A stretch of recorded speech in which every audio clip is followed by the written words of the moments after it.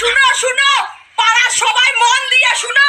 আজি মোর বেটি মাধ্যমিক পরীক্ষার রেজাল্ট যাবে, আর এইবার মোর বেটি স্টার নিয়ে ফার্স্ট ডিভিশনে পাস করবে। পাড়ার সবাই কান খুলে শুনি রাখো।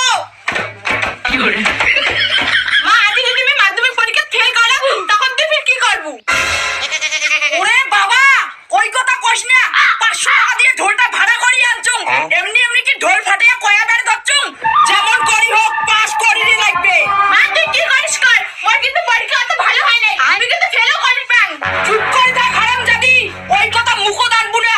যদি তুই মাধ্যমিক ফেল করিস, একটা বুড়া জামাই দেখিয়ে তোর বিয়ে দিয়ে দিন। চল।